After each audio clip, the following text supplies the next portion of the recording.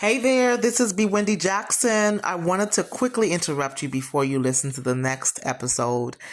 Listen, thank you for your support with the podcast. Those of you who've been following me since January 2020, I really appreciate you. I want to hear from you. You can send me a message at info@AAOP as in Paul, C as in Charlie, S as in Snake.net. I would love to hear from you. Also, if you have not rated and reviewed the podcast, would you do that for me, please? It also allows people to find the podcast. This is growing. The podcast is growing and I'm so excited. I've had to update my little commercial because my name has changed and my website has changed in terms of where you receive the books. So if you have not purchased your books, I got the opportunity and the gift to write two books. The first one is Empowerment for You, Encouragement for Your Emotional and Spiritual Wellness. Listen, I love this book. It is definitely a book that invites you to experience hope, help, and healing. And every page, every chapter is really filled with insight, information, and inspiration to be able to help empower you, to be able to help you walk in freedom.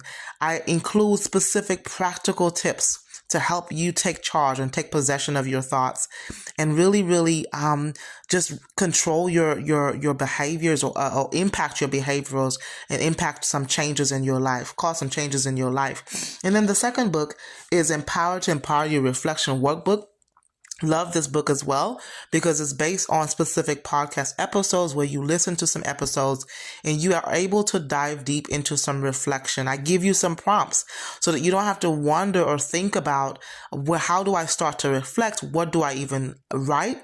The prompts are already provided for you. Isn't that awesome? So there are also blank pages for you to journal or whatever you want to do, right? And so I just invite you. You can go on Amazon and just look for B. Wendy. So I don't want to cause any confusion. My maiden name is Bob. So people have known me as B. Wendy Bob for so long.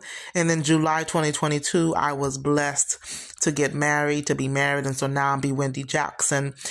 So Amazon, you could just search for the books B. Wendy Bob, and you will find those two books come up. If you have any questions, you could email me.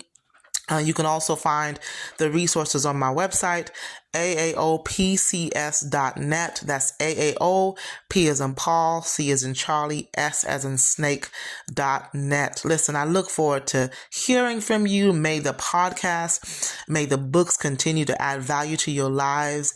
I'm really thankful for this opportunity to just encourage people all around the world. All right. Enjoy the next episode and have an amazing day on purpose.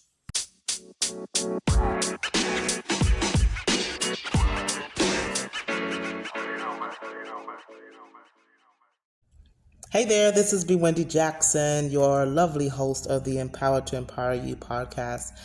I hope that wherever you are in the world listening, that you are feeling encouraged, that you are doing well, that you are in good spirit. And so I just want to just speak peace over you today. I hope that you've been enjoying the podcast episodes, y'all. I've been having some really insightful, informational, educational episodes. I've had some amazing guests frequent the podcast, and I'm so thankful for the networking and the relationships that are forming and just people that I can share the spot with to say, hey, come have a conversation with me, come share some information that the audience would love to hear. And I just know those of you who are listening, thank you so much. I would love to hear from you. You can send me a message at info@AAOPCS.net. You can also find me on IG at empower2serve. You can also email me, be Wendy Jackson, lcsw@outlook.com. There's so many ways to find me. I would love to hear from you. If you have not rated or reviewed the podcast, will you do me that favor of doing that as well? I want to talk today a little bit about something that a lot of us struggle with, and that's work-life balance. Work-life balance. A couple years ago, we experienced something called a pandemic, and that threw us in for a loop, okay? Many of us were were forced to work virtually and stay on a computer all day and stay home all day. Many of us were figured out that we can be productive while at home. And for some of us, we struggled because when it comes to work productivity, it also has a lot to do with how we work, like how our personalities are. So if you put an introvert at home, man, talk about the levels of isolation. And initially, they may not feel like they're isolating, but being at home is comfortable. And so I don't have to get around coworkers. I don't have to leave my house. And then it becomes a thing. It becomes a place of comfort and sometimes even bondage. Because when it's time to get around people, it's awkward. It's almost as if social skills are now at a deficit. And that happened to me. Many of you may not know, but I may be considered the ambivert, but I promise you there is a lot of introvert in me. And there's a part of me that loves to be with people and that loves to encourage other people. But if I'm around too many people, at some point I get overstimulated, I get drained, exhausted, and I just want a corner with a cup of coffee or tea or some water with a book and just leave me alone. Right? Like I literally have those moments all the time. And so for me, working from home and being at home for a whole almost 2 years, or a whole year, when it was time to kind of hang out with people, I had many moments where I was socially awkward. Have you experienced that? Now, when you are there's so many layers to this, right? Because of course, when you're on the computer all day, it's so easy. When you're working from home, it's so easy to work a whole lot. People think that working from home is just you twiddling your fingers. Now, some people do twiddle their fingers. Some people get up, they roll out the bed at 8 o'clock in the morning. They may get breakfast or may not, or just make some coffee or really quickly grab a bite and sit at the computer by 8:30. And they're just like, they put on a nice shirt, but they got their pajama bottoms. I mean, all kinds of things were happening in 2020, okay, when it comes to work habits and work etiquette and just patterns and different things, right? However, I apologize for all these noises. However, when it comes to your work-life balance, what is that? So for the extroverts, being at home was a struggle. So I mentioned that introverts, being at home was fine. They were fine. Extroverts struggled because extroverts need people to be around them. They get energy from being around other people. And so now you have the extroverts forced to work from home, and they struggled with focus and concentration. Have y'all thought about that? Like, your personality style has a lot to do with how you work. Your habits have a lot to do with how you work. And so I want to take a moment, now that we're past the pandemic, I know they say there's something else in the atmosphere. There's always going to be something else in the atmosphere. We just going to have to stay prayerful and be careful, right? But so post-pandemic, what does productivity, the pandemic caused a lot of pain for a lot of people. But for many of us, it showed us and it showed corporations that you can be productive at home, that you don't need to be in an office all day to get your work done. And now people are trying to figure out what this means. And so now you have something called the hybrid schedule, where you may work 2 days at home or 2 days in the office, 3 days at home or vice versa. And many people are on the other end trying to control how people work, and they want them in the office because of political reasons or bureaucratic reasons or whatever the case may be. But I want to talk about what is a healthy work-life balance, because I'm going to talk really briefly about what it is and then some signs that you may be out of balance, right? Work is crucial. Work is very rewarding. And unfortunately, because stress is so high, many of the millennials and even all the older people don't want to work anymore. You have the older people who are like, look, I can't work like this anymore. I need to retire. And then you have the millennials who like, I don't want to work like my parents did. I need to find my own gig.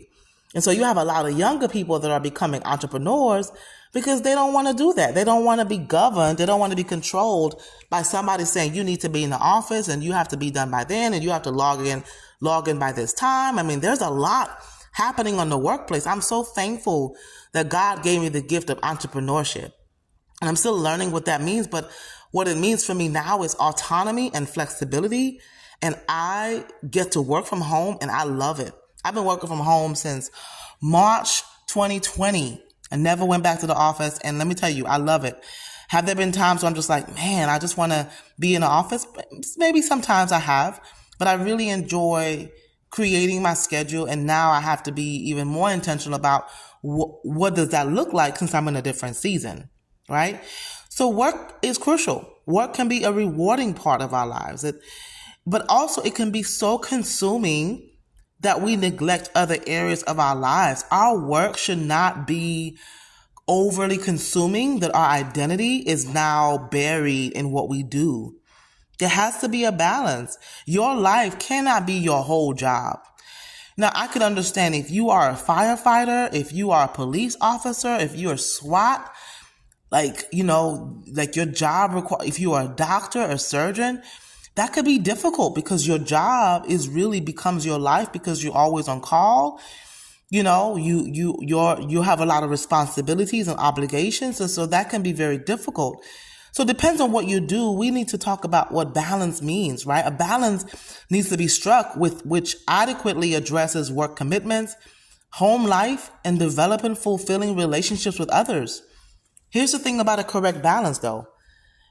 A correct balance will be different for each individual. What is balance for me may not be balanced for you. And so you have to really take what you're hearing and match it to what is balance for me. What would be different in my life if I had balance, right? What would be different in my life? What would it look like for me to experience balance? Many of us don't know what that is because all we know is that we've been working since we were 16 years old. And so now we have no friendships. Some of us don't do anything. Some of us don't even go to church because we're like, look, I worked all 6 days. Sunday is my rest day. And if you are a Christian, that doesn't make sense. If you're a non-believer, okay, whatever. But if you're a believer, that's not normal, right? And so the correct balance will be different for each individual depending on your priorities. If you have kids, if you have young children, if you have teenagers, if you're a caregiver. And also it depends on what stage you are at. If you are a single mom or a single dad, if you are a divorcee or widowed, if you are a caregiver, as I mentioned, if you are, military family, that changes. So what determines a healthy balance for an individual when they are young may not result in a healthy balance in older years. So I just want to say that as a disclaimer. So our personal lives are in constant state of flux, right? It's important to really take a step back and sometimes and ask ourselves, what is it that makes me happy? What is it that is delightful, that makes my heart smile? When was the last time you sat down to ask yourself that question? And it may sound corny, but it's so important. And I know happiness is a fleeting emotion. For me, I love to focus on what is it that brings me joy, right? From a believer's perspective and from the Word of God perspective, I know that joy is found in Jesus. I know that joy is found. So no matter what I'm doing, joy is found in my relationship with Christ and in the presence of God. So no matter what work looks like, no matter how many clients I saw, how many cancellations, I can still have joy. But I'm just going to talk about this from a general, practical perspective. What is it that makes you happy? And from there, as you do this reflection, hopefully you can determine what the right balance is for you. When was the last time you woke up looking forward to the day? So many people wake up with suicidal thoughts. I don't want to go to work. I wish I just didn't get up in the morning. And I'm going to do another podcast on that. In fact, there is an episode on suicide because it's so rampant. It's so relevant, right? But let me just kind of go over this because this is so important because workplace stress, it's so ignored. It's so important. It's so relevant. There are many people that are stressed out and they're so stressed out that they're getting burned out. And so this affects our health. This affects our education. This affects how we parent.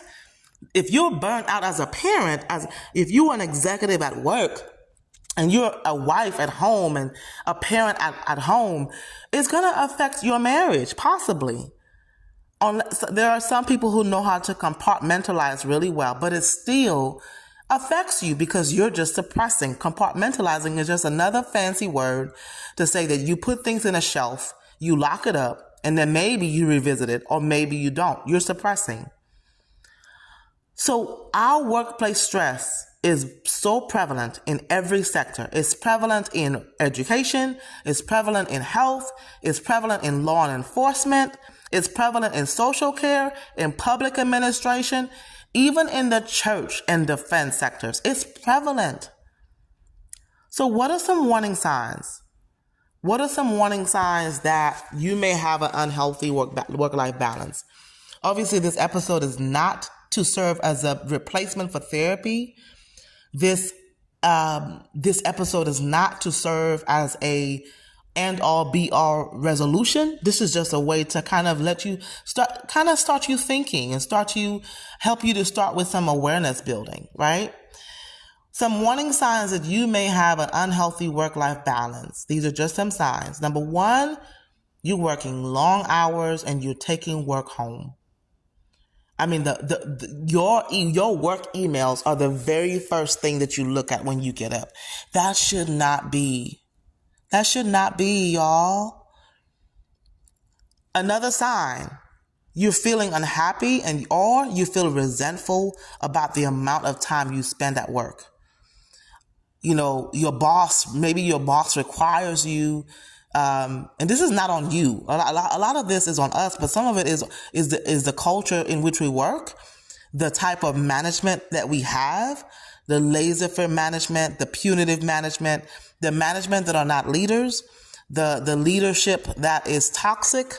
There's so many other factors that we have to really sit down and dissect to really figure out what is factoring into my unhealthy work-life balance. So I really want you to listen to this as, okay, I hear what you're saying, B. Wendy, but how does this apply to me? And really make it relevant and to your situation.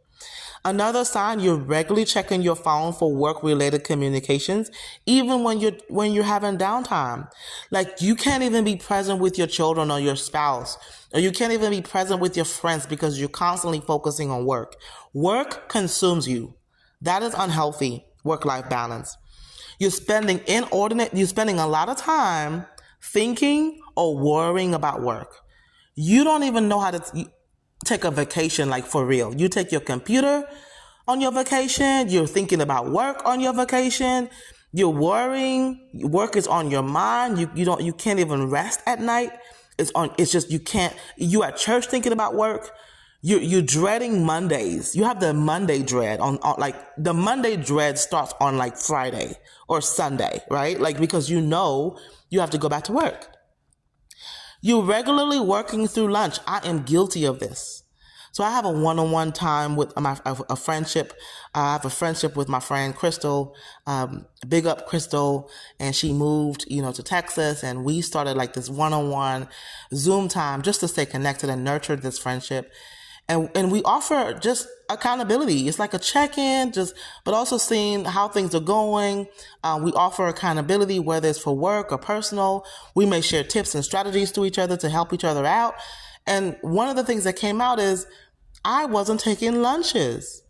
Like, I literally, since 2020, and probably before that, been working nonstop the whole day, and I wasn't taking an hour away from my computer to eat my lunch. I would grab something and go eat while I'm typing.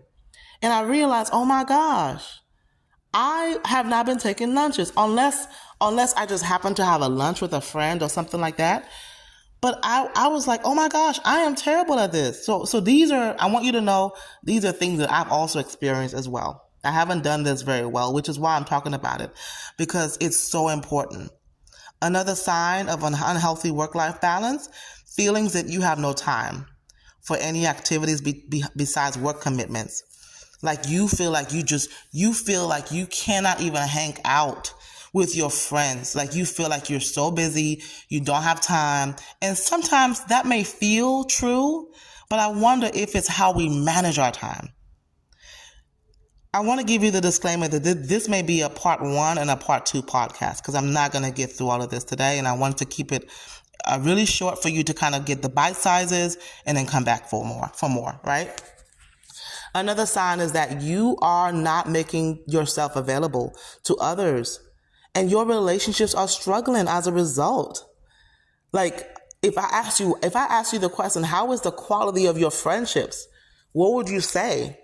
Since you started working on this job or this business or whatever, when was the last time you checked on your friend? What about your family?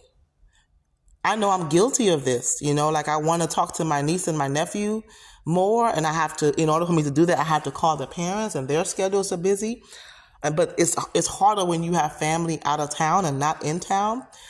But many times I have to be intentional to say, you know what, let me check on this friend, or let me text my brother, or let me call my mom, or whatever the case may be. Like, when was the last time you checked on your friend? And even the friends that you think are doing well, when was the last time you checked on that friend? Even the strong friends, right? Another example of an unhealthy work-life balance, you're regularly pulling out of things or saying no to social engagements. Like you have the opportunity to have fun. This is very common for the introvert because the introvert will always come up with an excuse of why they don't want to be around people. They ask you all kinds of questions, like how many people are going to be there? I don't feel like doing people right now. Like, those of you who are listening and are introverts, you know exactly what I'm talking about because I can relate to this. Another sign of unhealthy work balance, you are neglecting other areas of your life because of work commitments. You're getting out of shape. So now you are not working out like you used to. You're not eating well or balanced meals as you used to. And so now you are getting out of shape and you may be experiencing some medical or some health issues. You're feeling tired and have a lot of difficulties sleeping. You're lacking energy and motivation. You regularly feel physically and emotionally drained during and after work. Does any of these resonate with you? If so, your work-life balance is out of kilter. Your work-life balance is out of balance. I know that sounds redundant, but your work-life balance is out of balance, right? So wherever possible, any imbalance, if any of those things that you heard relates to you, resonates with you, it's time to get it addressed because it could also be negatively affecting your physical, your mental, and your spiritual well-being.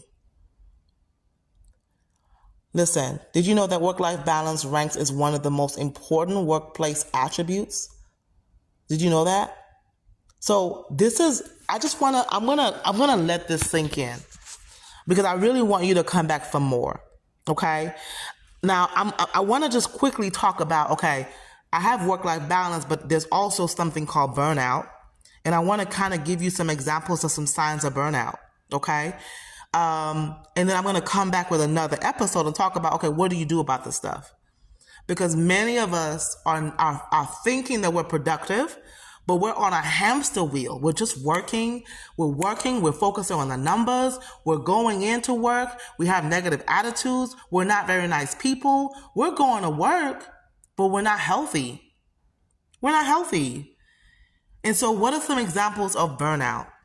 Because work-related stress, I want you to know, has been associated with increased rates of heart attack, hypertension, burnout. And what is burnout, y'all? Burnout is a state, according to this article that I'm reviewing, burnout is a state of emotional, mental, and physical exhaustion caused by excessive, prolonged work-related stress. So this is not just you had a stressful day. This is what you are literally experiencing a prolonged work-related stress. You have been functioning in a stress-related, stressful work type of situation. And the negative effects of burnout manifest in all aspects of your life, including your home, your work, and your social life. So here is an example of some signs, and I'm going to end this episode and come back for part 2, okay? Some physical signs of burnout: you feel tired and drained. Your immunity, you're getting lots of colds. You finish one, you get better from one cold, all of a sudden you get a sinus infection or whatever. You have frequent headaches. Your appetite has changed. You have changes in your sleeping habits. Some examples of your emotional signs: self-doubt, feelings of detachment. You are not connected to anybody. You're probably not even connected to God. If you are a believer and you once were on fire for Jesus and you once were, really curious about the things of God, all of a sudden you just detached. You have lack of motivation. You are feeling overwhelmed. Some withdrawal signs: you withdrawing from responsibilities. You are isolating. You are procrastinating. These are just some signs of burnout. Y'all, I care about you, and I have been there.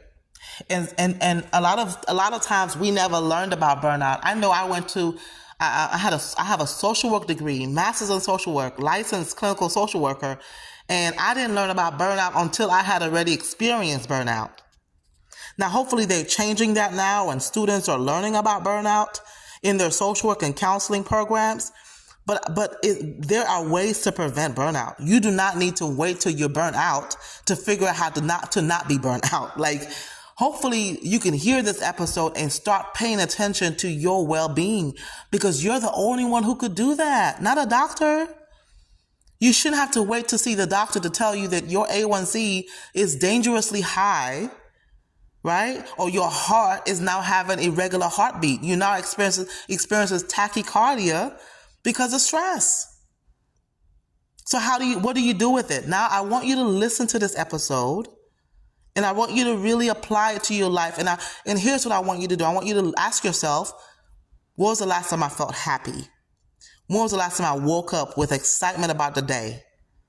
When was the last time I checked on a friend that I love? How is the quality of my relationships? What of these signs of burnout am I currently experiencing, or have I experienced in the last 3 to 6 months? What are those signs of an unhealthy work-life balance pertains to me? Listen to this over and over again. Get you a notebook, okay? Really start to become aware. Awareness leads to, hopefully, responsibility. Because once you become aware, now we've got to do something about it. So I'm going to come back with part 2 of, okay, how do I move from an unhealthy work-life balance to a healthy work-life balance? What do I do about burnout? How do I address it? And I want to come back with part 2 on that. And so I want to hear from you.